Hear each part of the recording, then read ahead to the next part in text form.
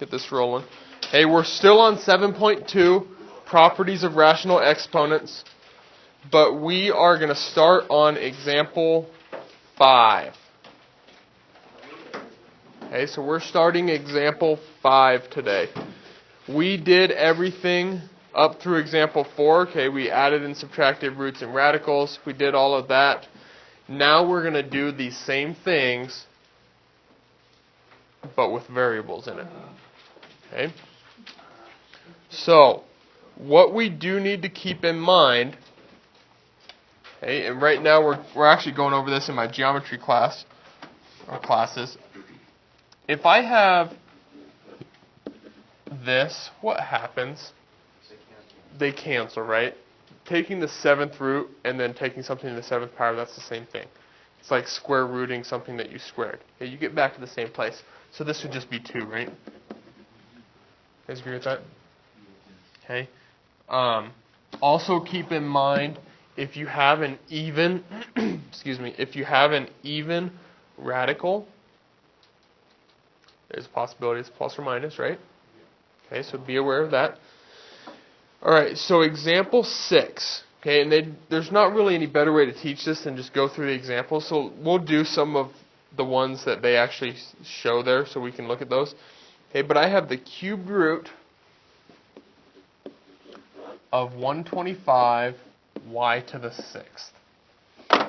Okay, so what we are looking at, and there's a couple ways to work this. If you want, and maybe when we start here, this would be the best way for you to do it, is rewrite this. This is the cubed root of 125 times the cubed root of y to the 6th. You guys agree with that? Okay, that's true. Okay. What is the cubed root of 125? 5. Okay, so we're good there. We got 5. Now this is something we haven't ever done. Okay. Another option is you can rewrite this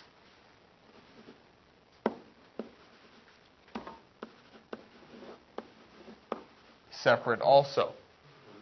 Because when I multiply these together, when I multiply y to the 3rd times y to the 3rd, don't I add my exponents? So I would get y to the 6th, correct? They do, yeah. I'm not going to show you. Yeah. Okay. This is another option to split it up. Now, what happens when you cube root something that's cubed? It cancels. So doesn't that give me a y? And over here it gives me another y. So I actually have 5y squared. Okay, and you guys are going to get to a point where you can do this in a different way. And I'll actually show you that on our next problem here. Actually, not our next problem. Let's do another example and I'll show it to you on that one. Okay, so another way we could do this is if we have the cubed root of 27z to the 9th. Hey, if we can get good enough at this, you don't need to break it down like that. What is the cubed root of 27? 3. Now we got to think about what is the cubed root of z to the 9th. Okay? You can just take 9 divided by 3, and you get what? Z to the 3rd. Okay? You're asking yourself, how many of these, because I could have broken up into z to the 3rd times z to the 3rd times z to the 3rd, right? And then all 3 of those would have canceled. So then I end up with z to the 3rd. Okay?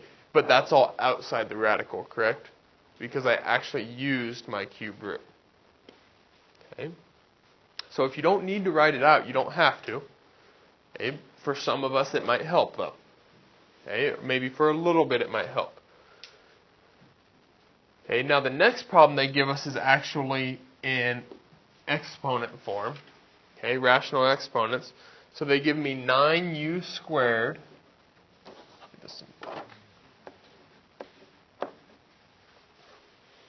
V to the 10th to the 1/2 power, okay, which we know is the same as the square root, right? Okay. If you want to change it to radicals, that's fine. Personally, I'd rather work with radicals than fractional exponents. Okay, but it really doesn't matter.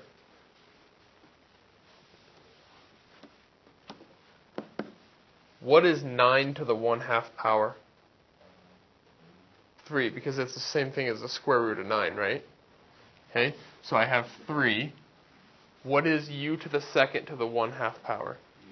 U, because I end up with 2 over 2 if I multiplied, right? And v to the 10th to the 1/2 power? V to the 5th. Now, obviously, they're not all going to be that easy. Okay, if they threw an odd number in here, that would make it significantly change, correct? Okay, we'll do one of those in a second. Okay, but that's not bad, right? We could do that. Now let's do example C. I'll do a different example C than you have there in your book for you, so you can always look back to that one as well. I have the 5th root of x to the 5th divided by y to the 10th. Okay, that 5th root goes with what? Both of those. Okay, well, what is the 5th root of x to the 5th? Just x, because they would cancel, right? So I have x on top. What is the 5th root of y to the 10th? Y squared. Do I need to do anything else to finish reducing that? No. Okay. Example D. 18rs to the 2/3.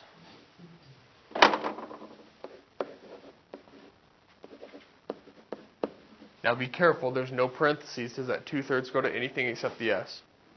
No. Over 6r to the 1/4 t to the -3rd. Okay, this is where you just got to be careful. Take your time, walk through this slowly. Devin, sit up for me, please. Thank you. Hey, just like when we had just x's and y's with regular exponents, worry about your numbers first. What does that give me? On top or on the bottom?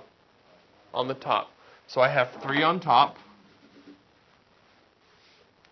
R to the 1st over r to the 1/4. How do I do that? Right, I subtract, right? That's 4/4, correct? So I have 4/4 minus 1/4, which is r to the 3/4. Okay, s, there's nothing to subtract, so it's s to the 2/3. That t, so I've taken care of all of that, right? Now I'm left with this. And it just goes to the top, right? And I get t to the 3rd. Okay. That answer? Yeah. Okay. Any questions on those 4 examples? All right. We still got 2 more examples here. Example 6. Again, I'm not going to do the one that they have in your book there. Okay, so I have the 4th root of 12d to the 4th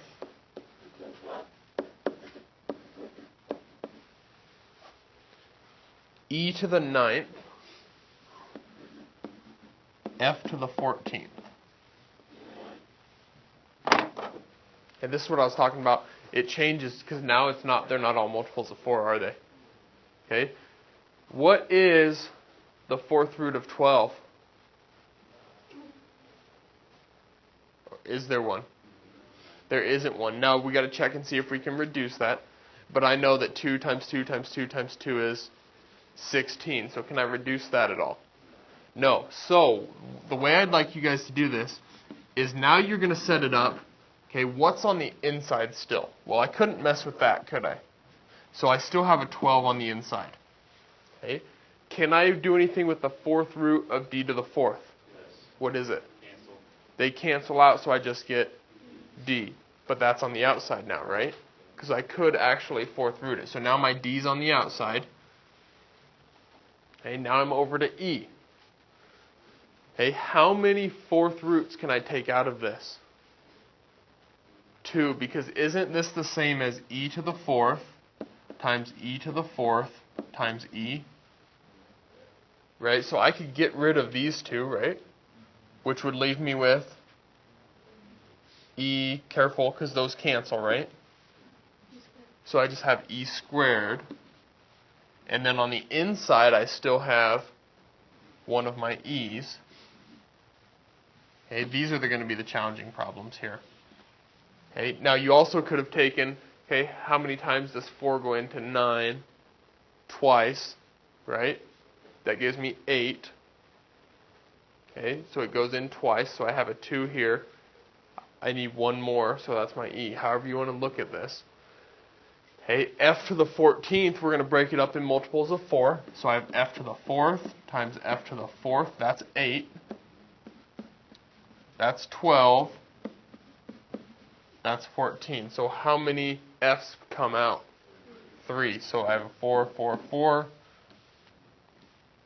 On the outside, I have f to the 3rd.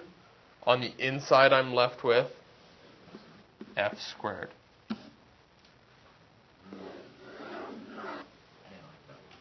Those are going to be the tough ones. Right, Devin? Need to stand up? Okay. Those are going to be a little bit more challenging. Okay. Last example out of example 6 gives you the 5th root of g to the 2nd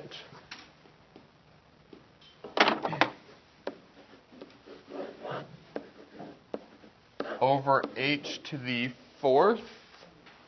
Nope, 7th.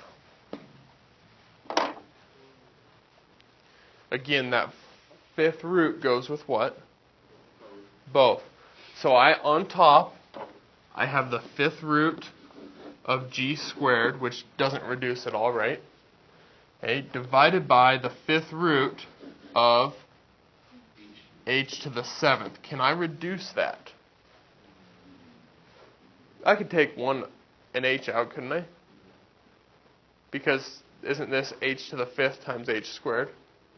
Okay, so I could take an h out. I'll just rewrite that actually. Because this is h to the 5th times h squared, correct? So I take one h out. How many is left on the inside? H squared. So I have the 5th root of g squared over h times the 5th root of h squared. Now, what is the issue with that? The radical on the bottom.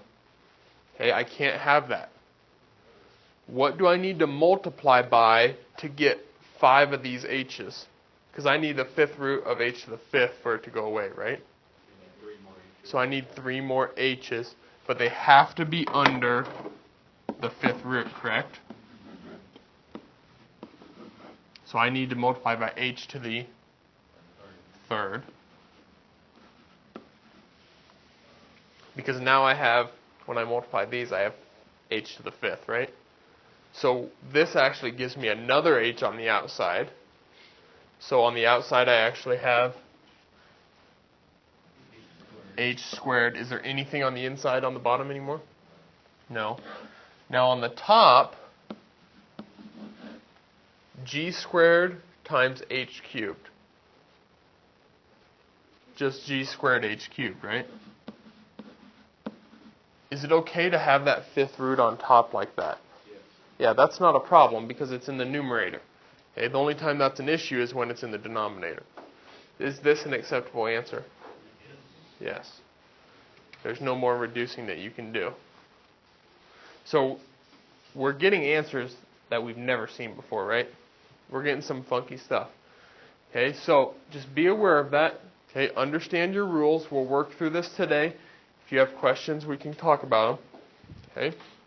We do have one more example, and then I'll let you guys work on some of these problems on your own. Hey, we have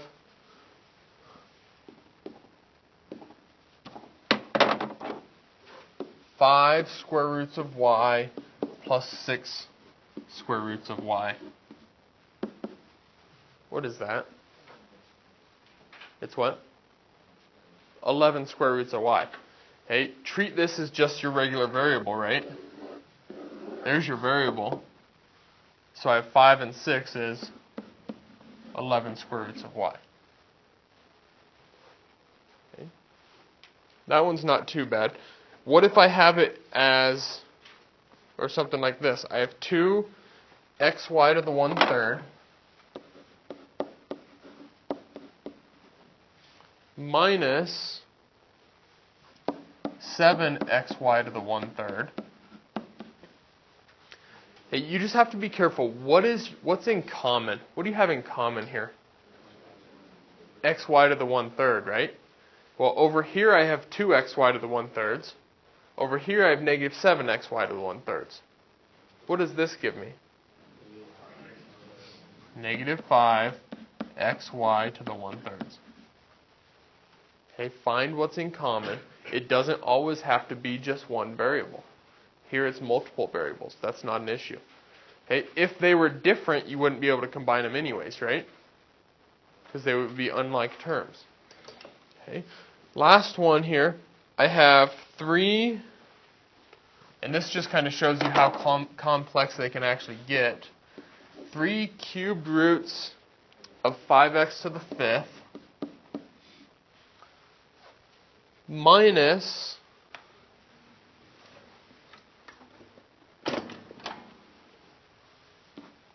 x cubed roots of 40x squared, and I have to reduce this.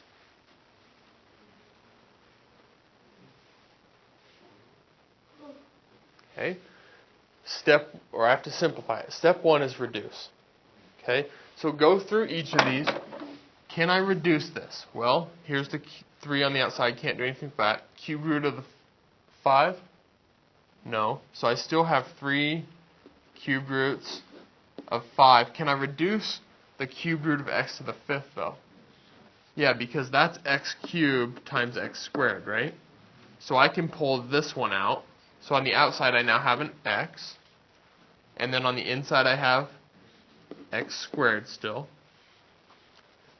Minus, hey, obviously that x isn't going anywhere, correct? So I leave my x. I'm still going to have a cube root of something, hopefully 5x squared, right? Hopefully. Okay, I got to break down the cube root of 40, though. What's a cube root that might come out of 40? 16 is not a perfect cube. Oh, cube. Sorry. What's your smallest cube root, perfect cube? 2 to the 3rd is 8. 8 come out of 40? Yeah. So I have the cube root of 8 times the cube root of 5. Cube root of 8 is 2. So I have 2 cube roots of 5. Where's the 2 go? On the outside. And the 5 goes on the inside. Okay, so I took care of that. Can I do anything with the cube root of x squared? No. So I just have x squared here. Now do I have a common or like terms? Now I have, after reducing, I have x cube roots of 5x squared, and I have x cube roots of 5x squared. How many x cube roots of 5x squared do I have? 1.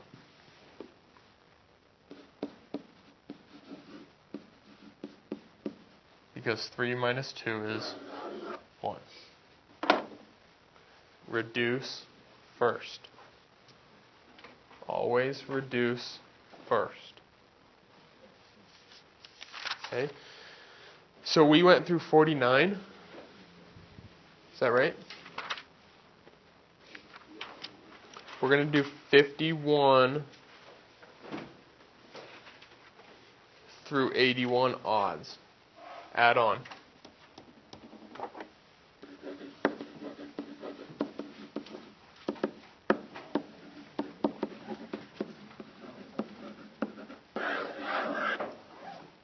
Okay, take your time on those. There's a possibility that we revisit this again tomorrow for more problems. Just because we got to make sure we have this down. Yeah.